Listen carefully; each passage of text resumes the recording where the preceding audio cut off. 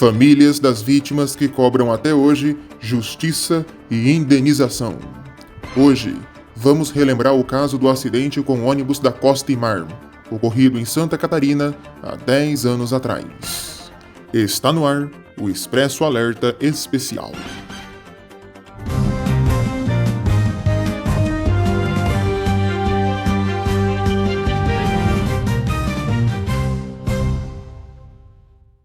Dez anos após o acidente do ônibus da empresa Costa e Mar, que matou 51 pessoas, na Serra Dona Francisca, em Joinville, Santa Catarina, as marcas do acidente ainda permanecem vivas na memória dos catarinenses.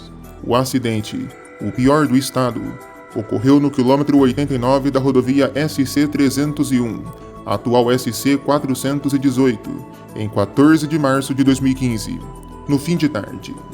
Um ônibus com placas de União da Vitória, no Paraná, saiu da pista após uma curva. O motorista perdeu o controle do coletivo. O veículo estava com velocidade acima do permitido, na faixa de 90 km por hora.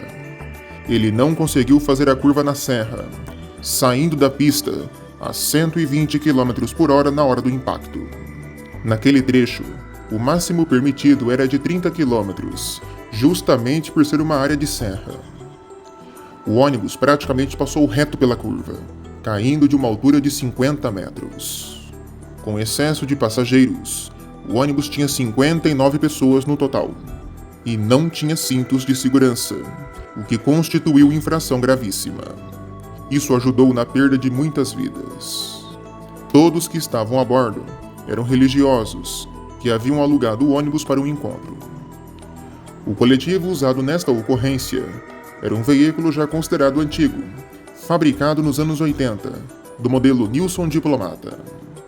Para o ano de 2015, já era um veículo considerado velho e antigo, e que não poderia mais estar rodando. Porém, um fato chama a atenção. Esse ônibus acidentado não foi o ônibus em que as pessoas saíram de União da Vitória. Um dia antes, dia 13, as pessoas deixaram o Paraná a bordo de outro ônibus, que acabou tendo problemas mecânicos na embreagem ao longo da viagem. Naquela época, a Costa e Mar tinha somente 5 veículos na frota. Era uma empresa de pequeno porte. Muitas vezes, o próprio dono fazia as viagens da companhia. Neste ocorrido, ele era o motorista e também atuou como mecânico. A noite chegou e nada do problema ser resolvido. Junto a esse ônibus, que tinha capacidade para até 30 pessoas, e que também era antigo, o grupo de religiosos havia alugado também uma van da Costa e Mar. Não conseguindo realizar a manutenção, o dono da empresa decidiu que iria retornar para a União da Vitória. Os passageiros, já com pressa, fizeram pressão para que ele prosseguisse com a viagem. Com essa decisão, ele determinou que um outro ônibus viesse da garagem até o local em que todos estavam. Chega então o ônibus que foi envolvido no acidente. Os passageiros que estavam dentro do outro coletivo e da van são realocados nesse outro ônibus. O veículo então seguiu viagem com 59 pessoas, 9 acima do total permitido de 50 passageiros, com algumas pessoas viajando em pé. Já atrasados para o compromisso, o motorista afundou o pé e seguiu viagem. Para chegar mais rápido, ele cortou o caminho pelo estado de Santa Catarina. Foi quando a tragédia aconteceu. É importante lembrar, a Costa e Mar tinha autorização para fazer viagens dentro do Paraná, e até então, de fato, era uma viagem regular, porque estava sob vigilância do DR do Paraná.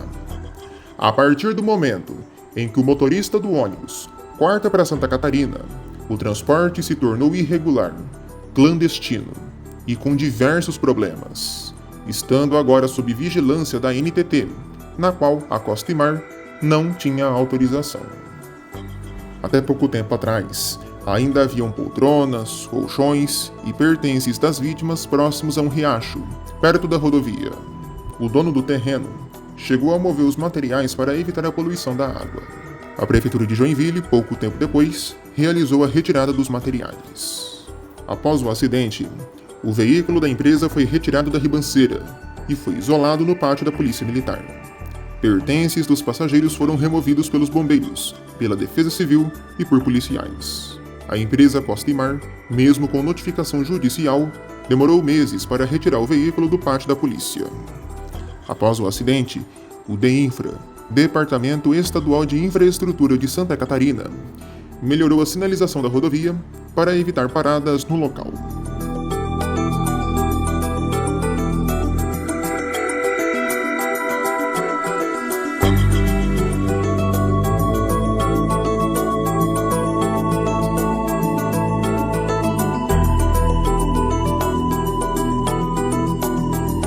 Dois meses depois do acidente, a Polícia Civil concluiu que o motorista, que também faleceu, havia ingerido álcool e não usou os freios para controlar o ônibus.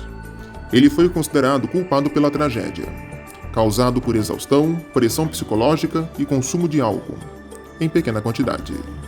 Afinal, ele era o dono da empresa, estava na estrada há horas e não via a hora de chegar no destino.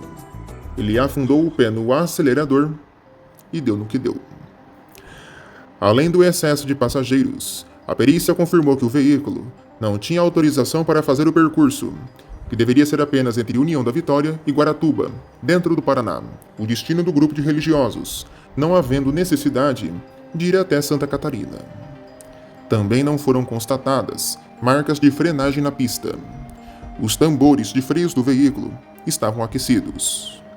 O aquecimento do freio certamente se deu pelo fato do motorista não tê-lo usado da forma correta. Por estar em uma serra, o freio motor é o mais recomendado. Possivelmente, o motorista usou somente o freio padrão, aquecendo o mesmo. E quando mais precisou do freio, houve a falha. O freio superaqueceu. O fato do ônibus não ter cinto de segurança também foi crucial para a perda de vidas. O ônibus não tinha o equipamento simplesmente porque, quando ele foi fabricado, não era um item obrigatório.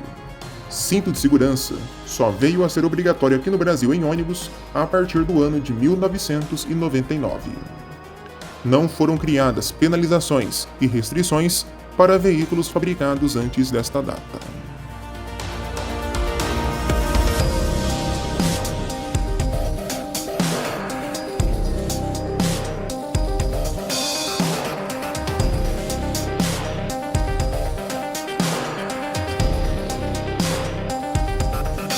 Passados 10 anos, as famílias das vítimas ainda não receberam indenização ou pertences.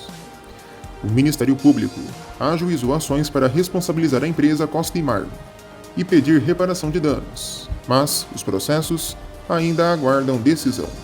O local onde a empresa funcionava e guardava seus coletivos está em completo abandono, e os bens penhorados já foram leiloados sem sucesso.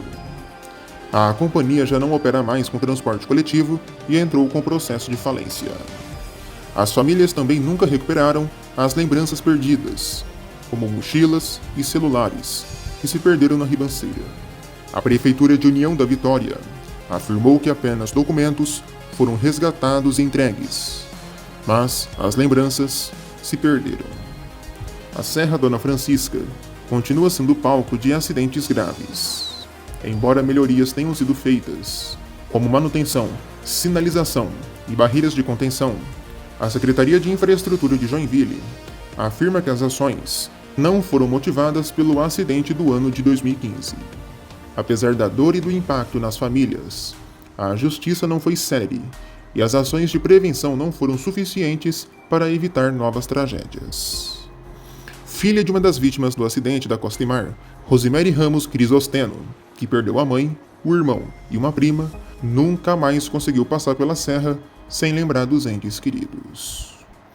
Termina aqui o nosso Expresso Alerta Justiça. Que a justiça seja feita nesse caso da Costimar. Pessoas que perderam seus parentes necessitam até hoje de reparações. Não é fácil perder ninguém tão próximo assim da família. Obrigado pela companhia e pela audiência. Até a próxima. A gente se vê.